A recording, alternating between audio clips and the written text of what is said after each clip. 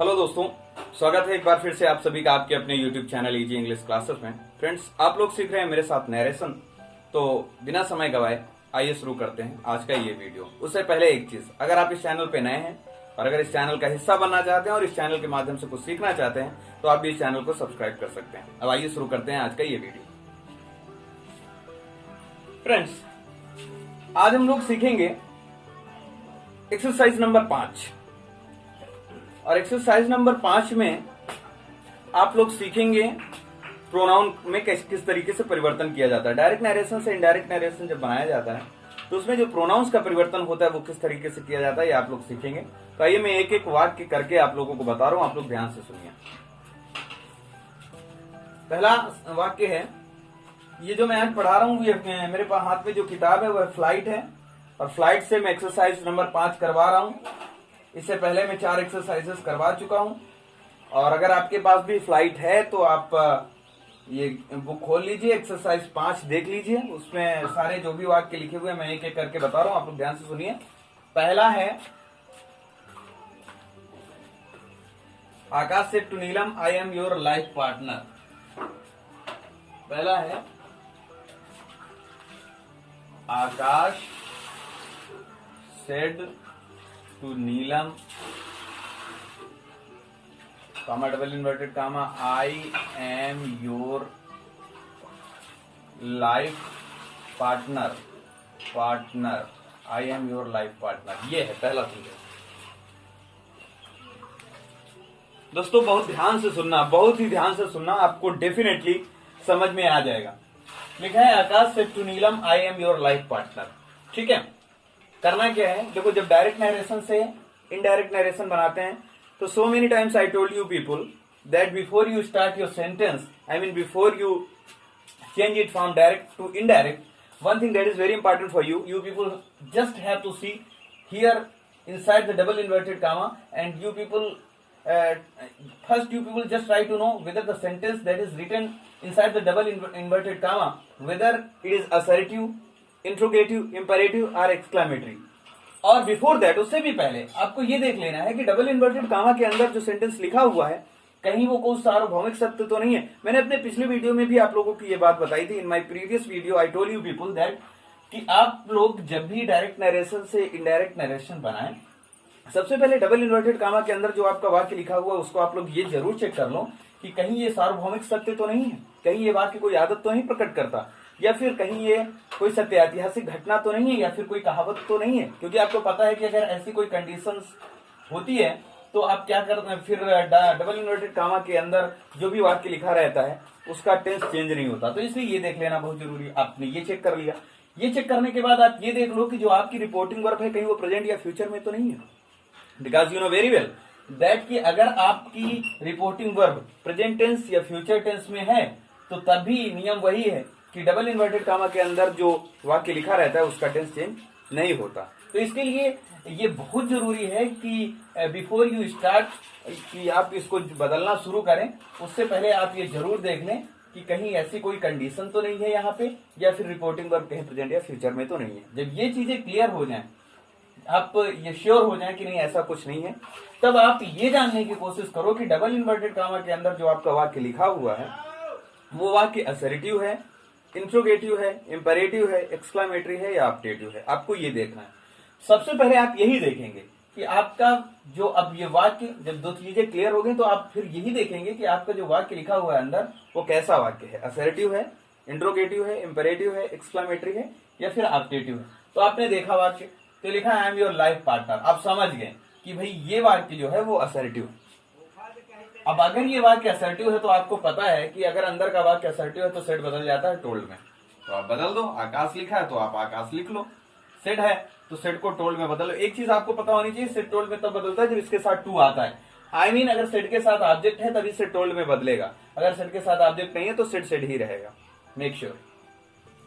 उसके बाद टू हट जाएगा, नीलम लिखा है तो लिख लो नीलम, कॉमा डबल इन्वर्टेड कामा जब हटेगा तो कनेक्टिव दैट लगेगा। आप ये बात कभी मत भूलना, नेवर फॉरगेट दिस।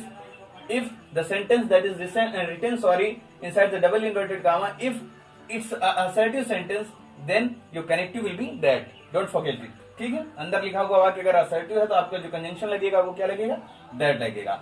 अब दैट लगाने के बाद अब यहां तक आपका काम हो गया। अब आपको अंदर चलना है, क्या लिखा है, आई एम योर लाइफ पार्टनर। अब आपको यहीं से देखना है कि प्रोनाउन में किस तरीके से परिवर्तन होता है।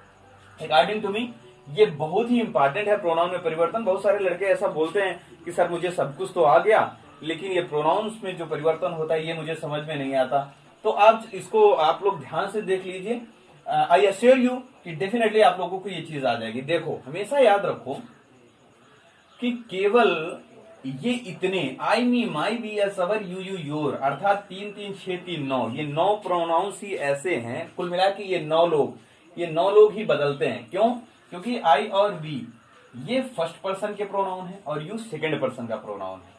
तो केवल फर्स्ट पर्सन और सेकंड पर्सन के प्रोनाउंस ही चेंज होते हैं, थर्ड पर्सन के प्रोनाउन चेंज नहीं होते। इसलिए मैंने थर्ड पर्सन के प्रोनाउन यहाँ पे नहीं लिखे हुए, मैंने केवल फर्स्ट पर्सन और सेकंड पर्सन के प्रोनाउंस लिखे हुए हैं। अब फर्स्ट पर्सन के अंतर्गत कौन कौन आता है, आई और वी। अब आई के मेंबर्स कौन कौन से हैं, मी और माई, और वी के मेंबर्स हैं अस और अवर, और यू के मेंबर्स हैं यू और योर, ठीक है। आप इसको अगर ग्रामर की भाषा में देखोगे तो आप देखोगे कि आई और वी ये दोनों फर्स्ट पर्सन के प्रोनाउन हैं और किस केस में है, ये नॉमिनेटिव केस में। आप इसको भी जानो किस केस में है, नॉमिनेटिव केस में। आप हिंदी देखेंगे तो इसको कर्ता कारक बोलते हैं, ठीक है। और अगर तो ये नॉमिनेटिव आई वी यू ये नॉमिनेटिव केस में है। अब अगर आप इनकी बात करें ये तो ये ऑब्जेक्टिव केस में है, ऑब्जेक्टिव केस। हिंदी में बात करोगे तो इनको कर्म कारक कहते हैं, ये कर्म कारक है। और उसके बाद इनकी बात करो तो इनको बोलते हैं पजेसिव एडजेक्टिव, ये है पजेसिव एडजेक्टिव। ये क्या है, ये है पजेसिव एडजेक्टिव। इनको possessive adjective, nominative case, objective case और ये है पजेसिव एडजेक्टिव, ठीक है। अब इनका जो बनाने का नियम होता है वो ये परिवर्तन किस तरीके से प्रोनाउन में परिवर्तन किया जाता है उसका एक सिस्टम है, वो याद रख लो। वो होता है सन बटे 123, सन बटे 123। इसका मतलब ये होता है कि जितने भी फर्स्ट पर्सन के प्रोनाउन होते हैं वो रिपोर्टिंग वर्ब के सब्जेक्ट के अनुसार बदलते हैं, और जो सेकंड पर्सन के प्रोनाउन होते हैं वो ऑब्जेक्ट के अनुसार बदलते हैं, और जो थर्ड पर्सन के प्रोनाउन होते हैं वो नो चेंज, उसमें कोई परिवर्तन नहीं होता। तो चूंकि थर्ड पर्सन के प्रोनाउंस में कोई चेंज नहीं होता इसलिए मैंने यहाँ पे थर्ड पर्सन के प्रोनाउंस नहीं लिखे हुए हैं।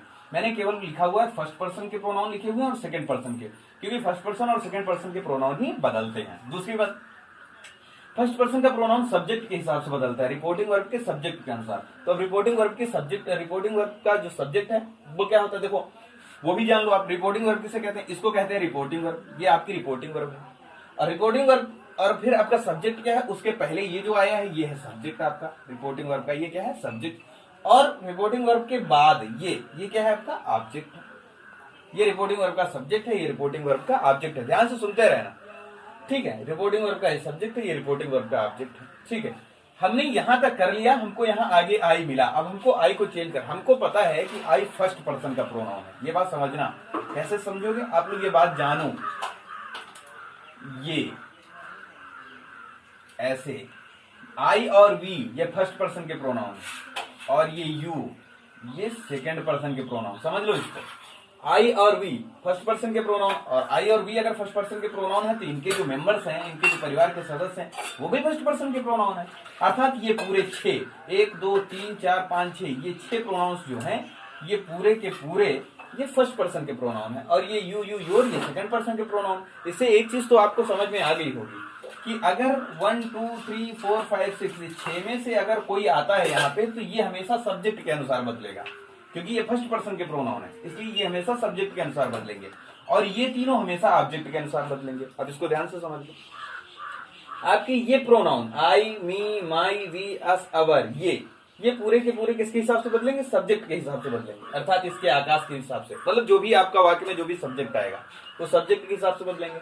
बाकी यू यू योर ये चूंकि सेकंड पर्सन के प्रोनाउन है तो ये किसके हिसाब से बदलेंगे, ये ऑब्जेक्ट के हिसाब से बदलेंगे। आओ बदल के देखते हैं। देखो यहाँ पे आई है, आई कौन सा पर्सन है, हमको पता चला फर्स्ट पर्सन। ये देखो आई के सामने लिखा ना फर्स्ट। अब आई क्या, तो मैं तो फिर से बता दे रहा हूँ, आई मी माई वी अस अवर ये 6 ये सबके सब फर्स्ट पर्सन के प्रोनाउन, ठीक है। तो हमने देखा आई कौन सा पर्सन है, फर्स्ट पर्सन। अब हम यहाँ आगे तुरंत, अब हमने देखा फर्स्ट पर्सन का प्रोनाउन किसके हिसाब से बदलता है, सब्जेक्ट के अनुसार बदलता है। सब्जेक्ट क्या है, आकाश है, तो आई को किसके हिसाब से बदलोगे, आकाश के हिसाब से। आकाश क्या है, एक लड़का है, तो लड़का मतलब ही। ये बात समझ लो कायदे से, अगर कोई मेल होगा तो समझ लो यहाँ पे ही है, अगर कोई फीमेल है तो समझ लो सी है, ठीक है। आई को ही के हिसाब से बदलो, तो आई को ही के हिसाब से बदलोगे तो मैंने यहाँ पे लिख लिया ही,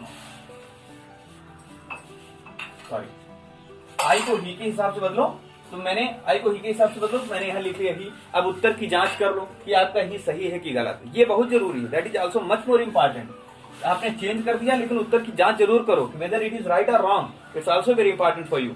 केवल ऐसा नहीं कि आपने चेंज कर दिया बस इट्स ओवर, नहीं, आप देख लो, इसको चेक कर लो। क्यों चेक कैसे करोगे? आई देखो किस केस में देखा हमने, आई के ऊपर देखो, आई पता चला नॉमिनेटिव केस में। अब देखो ही किस केस में है, तो ही हमने लिखा नहीं क्योंकि ये थर्ड पर्सन का प्रोनाउन है। अच्छा नहीं लिखा तो चलो कोई बात नहीं, हम यहाँ पे लिखे लेते हैं ही, हिम, हिज, सी, हर, हर, फिर इट, इट्स, दे, देम, दियर। ये मैंने THEIR, ये मैंने सब लिख दिया, सारा लिया, थर्ड पर्सन भी लिख दिया। ये अब देख लो, ये पूरा खाका तैयार हो गया आपके सामने, ठीक है। आप देख रहे हैं, ये फर्स्ट पर्सन के प्रोनाउन है, ये सेकंड पर्सन के प्रोनाउन है, ये थर्ड पर्सन के प्रोनाउन। याद रखो, अगर ये आ जाएंगे अंदर तो ये सब बदलेंगे नहीं, 3 3 6 3 9 3 12 ये सब अगर आएंगे तो ये नहीं बदलेंगे, ये याद रखो। ये थर्ड पर्सन है, ये बदलेंगे नहीं, बदलेंगे केवल ये वाले। खैर, हम बात कर रहे थे आई को, हमने देखा कि आई सब्जेक्ट के हिसाब से बदलता है, तो मैंने आई को सब्जेक्ट के हिसाब से बदला। सब्जेक्ट क्या है? आकाश। आकाश मतलब लड़का है, मेल है, तो इसका मतलब क्या हुआ? ये ही है। अब मैंने आई को ही के हिसाब से बदल दिया, तो यहाँ पे क्या आ गया? आई को ही के हिसाब से बदला, मैंने यहाँ डायरेक्ट ही लिख लिया। अब हमें ये चेक करना है कि हमारा ये ही सही है कि गलत। कैसे चेक करोगे? देखो, बात मेन ये है कि चेंज तो आप इसके हिसाब से करोगे, लेकिन दोनों का पद एक ही होना चाहिए, दोनों एक ही चेयर में बैठने चाहिए। इसका मतलब ये है कि जिस केस में आई है क्या उसी केस में ही है? अगर दोनों का केस एक ही है तो मान लो आपका ही सही है, नहीं तो ही गलत है। आई देखो किस केस में? नॉमिनेटिव केस में। ही ढूंढो कहाँ है? ये यहाँ ही मिला। ही किस केस में? ये भी नॉमिनेटिव केस में। अब आप आश्वस्त हो जाइए कि nobody can make it wrong. क्यों? क्योंकि इसका भी केस नॉमिनेटिव केस है, आई का भी और ही का भी, अर्थात आई और ही दोनों सेम केस है, इसलिए दोनों सेम केस में है, इसलिए अब कोई भी इसे गलत नहीं कर सकता। मतलब आप श्योर हो जाइए कि आपका ये सही है। दूसरी बात, ही हो गया। आगे क्या लिखा है? एम। आपको पता है, मैंने आपको बताया है, even in my previous video I talk you people about that, कि कैसे चेंज करना रहता है कि अगर रिपोर्टिंग वर्ब पास्ट टेंस में हो। मैंने अपने प्रीवियस वीडियो में आपको बताया था ये बात कि अगर रिपोर्टिंग वर्ब पास्ट टेंस में हो तो जब हम इनडायरेक्ट नरेशन बनाते हैं तो क्या होता है कि रिपोर्टेड स्पीच का जो टेंस होता है वो बदल जाता है। ठीक है, तो कैसे बदलता है? मैंने बताया था आपको कि इजएमआर वाज वेयर में बदल जाता है। तो अगर इजएमआर वाज वेयर में बदल जाता है तो आप याद रखो कि आई के साथ एम लगता है, और अगर इजएमआर वाज वेयर में बदलेगा तो अर्थात ही के साथ अब वाज आएगा कि वेयर आएगा। इतना आपको आपने पिछली कक्षाओं में पढ़ लिया है कि ही के साथ क्या लगता है? वाज लगता है। तो आप यहाँ पे वाज लगा तो हो जाएगा दैट ही बात। क्लियर है? आगे देखो, योर लिखा हुआ है। हम ढूंढेंगे कि योर क्या है। देखो, एक चीज याद रखो, जब आप प्रोनाउन में चेंज करने के लिए जाओ तो आपको क्या देखना है कि पहले पर्सन बाद में केस। ये बात याद रखना, पहले आपको पर्सन देखना है और बाद में आपको केस देखना है। मतलब पहले आप देखोगे कि ये जो प्रोनाउन है कौन सा पर्सन है। अगर आपको पर्सन पता चलेगा तो आपको यह पता चलेगा कि नहीं भैया ये सब्जेक्ट के हिसाब से चेंज होगा कि ऑब्जेक्ट के हिसाब से चेंज होगा कि चेंज ही नहीं होगा। मान लो आपने देखा और आपको पता चला कि ये प्रोनाउन फर्स्ट पर्सन का है, तो आप समझ जाएंगे कि ये सब्जेक्ट के हिसाब से चेंज होगा। अगर आपने देखा कि सेकंड पर्सन का प्रोनाउन है तो आप समझ जाएंगे कि ऑब्जेक्ट के अनुसार चेंज होगा। अगर आपको पता चल गया कि भैया ये तो थर्ड पर्सन का प्रोनाउन है, तभी आपको पता चल जाएगा कि यार थर्ड पर्सन का प्रोनाउन है तो नो चेंज, मतलब चेंज ही नहीं होता। तो आप ये जरूर देख लो कौन सा पर्सन है। क्या लिखा है? योर। और यहाँ देखते हैं इधर योर कहाँ मिला? यहाँ मिला।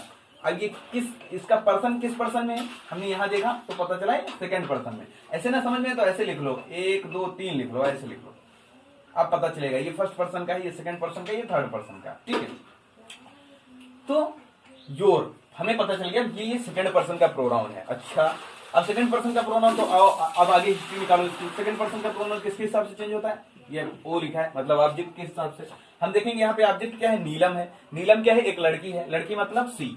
ये बात जरूर याद रखो, अगर मेल है तो ही, फीमेल है तो सी। अब यहाँ पे क्या आ गया? सी। अब योर को सी के हिसाब से चेंज करो, क्योंकि सेकंड पर्सन ऑब्जेक्ट के हिसाब से चेंज होता है। योर को सी के हिसाब से चेंज करो। मान लो मुझे अभी ज्यादा जानकारी नहीं है, I mean to say that suppose I don't have that much of knowledge in that, then हम क्या करेंगे? योर को सी के हिसाब से चेंज करेंगे। तो मैंने सीधा सी लिख लिया। यहाँ पे सीधा सी लिख लिया, योर को सी के हिसाब से चेंज किया, सीधा सी लिख लिया। अब हम देखते हैं कि हमारा ये सी सही है कि गलत है। करेंगे क्या करेंगे, पर्सन हो गया। अब हम लोग केस देखेंगे, दोनों का केस मिला लेंगे। अगर दोनों के केस सेम है तो मेक श्योर कि नहीं आपका ये प्रोनाउन सही है, गलत नहीं है। कैसे मिलाएंगे, योर देखो भैया किस केस में है, योर, ऊपर जाओ पजेसिव एडजेक्टिव, पता चला योर, पता चला किस केस में, पजेसिव एडजेक्टिव। देखो अगर आपको केस मिलाना है तो आप ऊपर देखो, और अगर पर्सन देखना है तो आप इधर देखो, साइड में देखो, बाई साइड देखो तो आपको पता चलेगा। बाई साइड देखोगे तो आपको पता चलेगा कौन सा पर्सन है, ऊपर जाओगे तो आपको पता चलेगा कौन सा केस है। हमने पहले योर को देखा किस केस में, योर को हमने देखा तो पता चला पजेसिव एडजेक्टिव। अब सी ढूंढो, सी कहां भैया, सी यहां है। सी किस केस में, नॉमिनेटिव केस में, पक्का गलत है।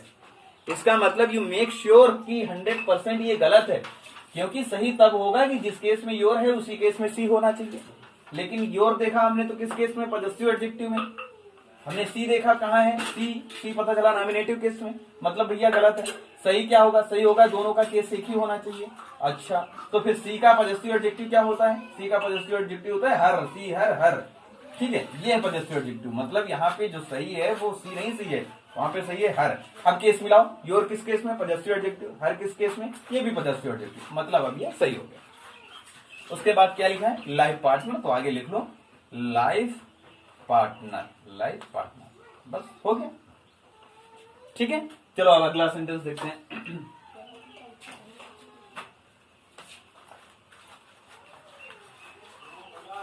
समझते रहो भैया आप लोग। और अगर कहीं पे कोई बात मेरी अगर समझ में आप लोगों को नहीं आ रही है भैया, तो प्लीज कमेंट बॉक्स पे लिख के जरूर बताओ कि सर आपने यहाँ गड़बड़ किया है, यहाँ मुझे समझ में नहीं आया।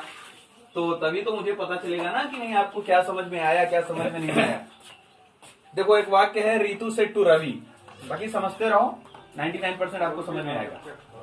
Ritu said to Ravi, comma double inverted comma, शांत रहो मूर्खों। Ritu said to Ravi, comma double inverted comma, I love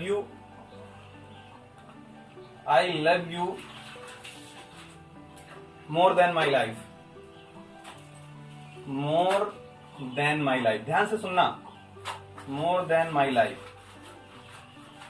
आप लोग एक्सरसाइज 5 देखेंगे फाइट में इंटर की जो किताब है, तो आपको ये सारे वाक्य उसमें मिल जाएंगे। लिखा है Ritu said to Ravi I love you more than my life. Ritu लिखा है, आप लोग सीधे लिख लो रितु। सेड लिखा है तो सेड के साथ टू आया तो भैया इसको टोल्ड में बदल लो, क्या हो गया, रितु टोल्ड। ठीक है, अब आगे क्या लिखा है, रवि, तो रवि लिख लो। देखो बेटा जो इसको टोल्ड में बदल दोगे तो टू हट जाएगा, ये याद रखना। ठीक है, क्या हो गया, Ritu told Ravi, comma double inverted comma हटाओगे, कनेक्टिव क्या लगेगा, दैट लगा लो, लगा लिया। आओ भैया आगे बात करते हैं।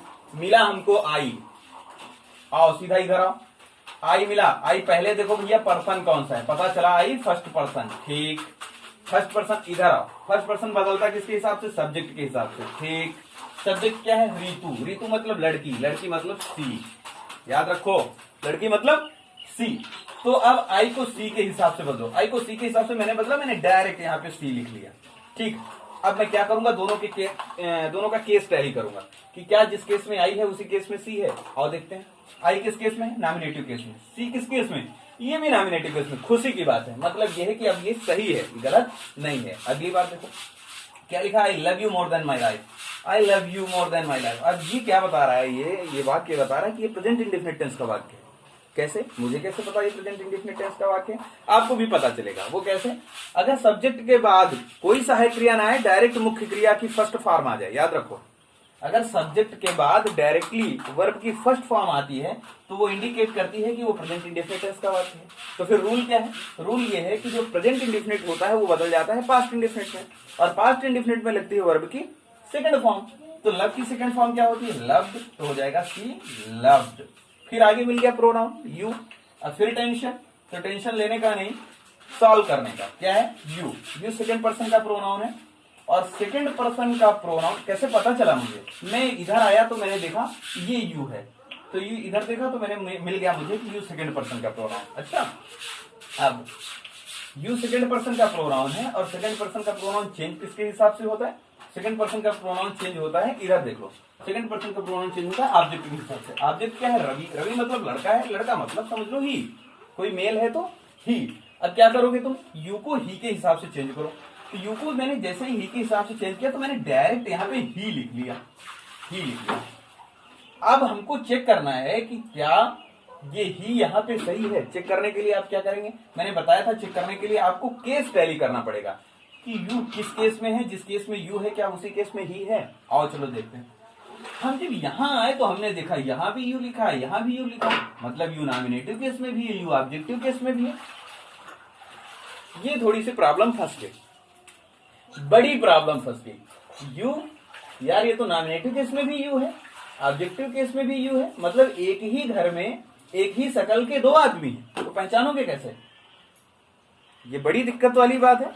एक ही घर में, ये सेकंड पर्सन के सबसे बड़ी बात है, सेकंड पर्सन के प्रोनाउन है दोनों, और दो एक सेम शकल के लोग हैं, तो इनको पहचानोगे कैसे? इनको पहचानने का मैं तरीका बता रहा हूं। याद रखो, अगर यू वर्ब के पहले आए, अगर मेन वर्ब के पहले यू आ रहा है तो समझ लो नॉमिनेटिव केस में, समझ लो पिताजी हैं, ठीक है। और इसको ऐसे ही मान लो, इसको मान लो कि इसको मान लो कि ये पिता है, इसको मान लो पुत्र है, और दोनों की शक्लें बिल्कुल सेम, ठीक है। अच्छा, सबसे बड़ी बात है, अभी आप ये मत सोचना कि उम्र में डिफरेंस होगा तो हम समझ जाएंगे, यहाँ पे कुछ ऐसी स्थिति नहीं है, बिल्कुल दोनों एक जैसे दिखते हैं, दोनों यू आए, ठीक है। तो आप चेंज कैसे करोगे वो समझ लो कि अगर यू वर्ब के, जो आपके वाक्य में जो मेन वर्ब है, अगर मेन वर्ब के पहले यू आ रहा है तो आप समझ लो वो नॉमिनेटिव केस में है, और अगर मेन वर्ब के बाद यू आ रहा है तो समझ लो ऑब्जेक्टिव केस में। इस तरीके से आप इसको आइडेंटिफाई कर सकते हैं। तो चूंकि ये यू जो है, जो आपकी मेन वर्ब है उसके बाद आया है, इसका मतलब ये यू किस केस में है? ऑब्जेक्टिव केस में। तो यू ऑब्जेक्टिव केस में है तो आओ अपना ही देखिए किस केस में। ही कहां गया भैया? हमने ढूंढा, बहुत ढूंढा तो हमको मिला यहाँ ही ऊपर देखा हमने तो नॉमिनेटिव केस में। समझ जाओ आप गलत कर रहे हैं, गलती है, आपने ही यहाँ सही नहीं लिखा, क्योंकि यू ऑब्जेक्टिव केस में है, ही नॉमिनेटिव केस में है। तो अब आपको यहाँ पे ही का कौन सा केस लिखना है? जिस केस में यू है, यू किस केस में है? ऑब्जेक्टिव केस में। तो ही का ऑब्जेक्टिव केस क्या होता है? हिम। तो अर्थात यहाँ पे क्या लिखा जाएगा? हिम लिखा जाएगा। भैया सही करो, हिम लिखो। लिख लिया? आगे मोर लिखा है तो भैया मोर लिख लो, देन लिखा है तो देन लिख लो, फिर आगे मिल गया प्रोनाउन, माई मिल गया। आओ पहले देखते हैं भैया माई किस केस में है, कौन सा पर्सन है, सॉरी केस नहीं, पहले पर्सन बाद में केस। ये माई मिला। माई का पर्सन क्या भैया? हमने इधर देखा फर्स्ट पर्सन, माई किस पर्सन है? First person. अच्छा ठीक है, हम इधर आ गए। अब पहले इधर देखना फिर इधर आना। ये फर्स्ट पर्सन, फर्स्ट पर्सन किसके हिसाब से चेंज होता है? सब्जेक्ट के हिसाब से। सब्जेक्ट क्या है? रीतू, लड़की, मतलब सी। तो माई चेंज होगा सी के हिसाब से। मैंने माई को सी के हिसाब से चेंज किया तो मैंने पहले सीधा सी लिख लिया यहाँ पे, वो तो बाद में मैं देखूंगा मेरा सही है कि गलत, मैं उत्तर की जांच कर लूंगा। मैंने माई को सी के हिसाब से चेंज किया, यहाँ सी लिख लिया। अब मैं देखूंगा माई किस केस में है। माई ढूंढो कहाँ है? ये माई किस केस में? Possessive adjective. ध्यान से सुनना, माई किस केस में है? पॉजेसिव एडजेक्टिव में। सी ढूंढो, सी किस केस में? सी यहाँ है। सी किस केस में? नॉमिनेटिव केस में। गलत हो गया, क्योंकि माई पॉजेसिव एडजेक्टिव में है और सी नॉमिनेटिव में है। और होना क्या चाहिए? दोनों का केस एक ही होना चाहिए, मतलब जिस केस में माई है उसी केस में सी होना चाहिए। अच्छा, माई किस में है? पॉजेसिव एडजेक्टिव, तो सी का पॉजेसिव एडजेक्टिव क्या होता है? सी, हर, यानी इसका ऑब्जेक्टिव केस भी हर होता है, पॉजेसिव एडजेक्टिव भी हर होता है। तो सी का पॉजेसिव एडजेक्टिव होता है हर, तो मतलब यहाँ पे सही क्या होगा? हर क्या हो जाएगा? हर। आगे लाइफ लिखा है तो लाइफ। कर लो सब लोग, ध्यान से सुन लो और कर लो इस वक्त।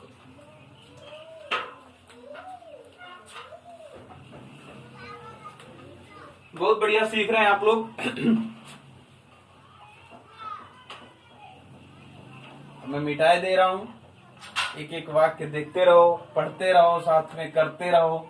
लॉकडाउन तो नहीं खैर है, अनलॉक चल रहा है, केवल सैटरडे संडे ही है लॉकडाउन। परेशान मत हो, घर में करते रहो, आ जाएगा। कहीं किसी इंस्टीट्यूट जाने की जरूरत नहीं, कहीं कोचिंग जाने की जरूरत नहीं, पढ़ते रहो बस। अगला वाक्य लिखा है, he said I have completed my work. लिखा है he said, comma, double inverted comma, I have completed my work. I have completed my work. ठीक है, अभी देखो फटाक से देख लो क्या लिखा है। ही लिखा है तो ही लिख लो, ही लिखा है तो ही लिख लो। सेड लिखा है तो सेड लिख लो, कॉमा, डबल इन्वर्टेड कामा हटाओ, कनेक्टिव क्या लगाओगे? दैट, कनेक्टिव दैट लगा दो। उसके बाद आई, जल्दी इधर आओ, आई। अब मैं थोड़ा तेज तेज बताऊंगा, ध्यान से सुनना। आई, फर्स्ट पर्सन। अच्छा, किसके हिसाब से बदलेगा? सब्जेक्ट के हिसाब से। सब्जेक्ट क्या है? ही। आई को ही के हिसाब से बदलो, यहां हो जाएगा ही। दोनों के केस मिला लो। आई किस केस में? नॉमिनेटिव। ही नॉमिनेटिव, मतलब ये सही है। दूसरी बात, हैज हैव किसमें बदलता है? हैड में। प्रीवियस पहले वाली वीडियो मैंने आपको बताया था हैज हैव हैड में चेंज हो जाएगा, तो हैज हैव को चेंज कर दो, इधर हैड लिख दो। और हैज हैव के साथ भी वर्ब की थर्ड फॉर्म आती है, हैड के साथ भी वर्ब की थर्ड फॉर्म आती है। कंप्लीटेड लिखा है, कंप्लीटेड लिख दो भैया। ठीक है, क्या स्पेलिंग गलत हो रही क्या भाई? तुम लोग सही कर लेना भाई। देखो, अगर if I make spelling mistakes तो उसको माइंड मत करना, उसको तुम लोग सही कर लो, ठीक है? क्योंकि ये हो गया कंप्लीटेड। ठीक है, क्या हो गया? He had completed my. अब ये माई भी फर्स्ट पर्सन का प्रोनाउन है, ये भी सब्जेक्ट के हिसाब से चेंज होगा। मुझे जाता आता नहीं है, तो मैंने माई को ही के हिसाब से पहले चेंज कर लिया, क्योंकि मुझे लगता है कि मैं डायरेक्ट चेंज करूंगा, मुझे उतनी अंग्रेजी नहीं आती, कहीं गलत ना हो जाए भैया। तो मैंने क्या किया, माई को ही के हिसाब से चेंज किया, तो मैंने डायरेक्ट ही लिख लिया। अब मैं अपने तरीके से धीरे धीरे करके इसको सही करूंगा। मैंने माई को देखा, ये माई है। कहा? किस केस में? पजेसिव एडजेक्टिव में।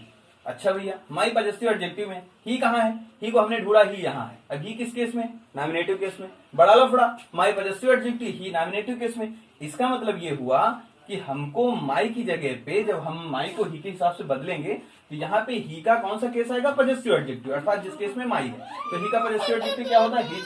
तो हम यहाँ पे क्या लिखेंगे? हिज लिख देंगे।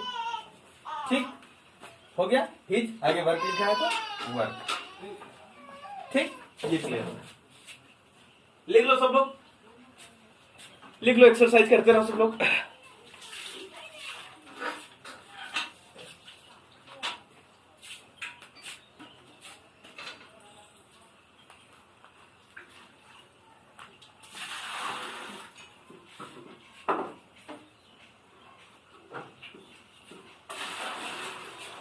अगला है he said to Seema. He said to Seema, comma double inverted comma, I like your black dress.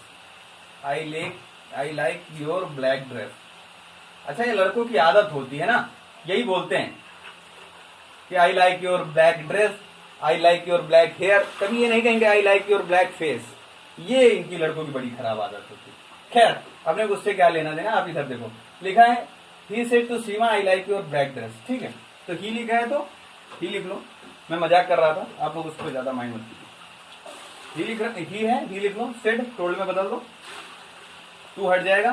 सीमा लिखा है, सीमा। ही टोल्ड सीमा, क्या हो गया? He told Seema. Comma double inverted comma हटाओगे, कनेक्टिव क्या लगाओगे? दैट लगा दो। आई फर्स्ट पर्सन का प्रोनाउन, सब्जेक्ट ही के हिसाब से चेंज होगा, क्या हो जाएगा? यहाँ पे ही हो जाएगा। दोनों का केस मिलाओगे, और आई और ही एक ही केस में। सही है। लाइक, मैंने अभी थोड़ी देर पहले बताया था, अगर सब्जेक्ट के बाद वर्ब की फर्स्ट फॉर्म आती है डायरेक्ट, तो आपको वर्ब की फर्स्ट फॉर्म को वर्ब की सेकंड फॉर्म में बदल देना है। क्या हो जाएगा? लाइक। योर आ गया, योर किस केस में? योर किस पर्सन में? सेकंड पर्सन में। सेकंड पर्सन किसके हिसाब से चेंज होता है? ऑब्जेक्ट के हिसाब से। तो योर किसके हिसाब से चेंज होगा? सीमा के हिसाब से। सीमा एक लड़की है, लड़की मतलब सी। योर को सी के हिसाब से चेंज करोगे। मैं फिर एक बार बता दे रहा हूँ, योर को सी के हिसाब से चेंज करोगे, अब सीधा सी लिखो। अब दोनों का केस मिला। योर देखा, पजेसिव एडजेक्टिव, फिर सी का पजेसिव एडजेक्टिव क्या है? हर। तो मैंने यहाँ पे इसको हर किया। क्या हो गया? ये हर हो गया। और ब्लैक ड्रेस, ये हो गया ब्लैक ड्रेस। नोट कर लो इसको।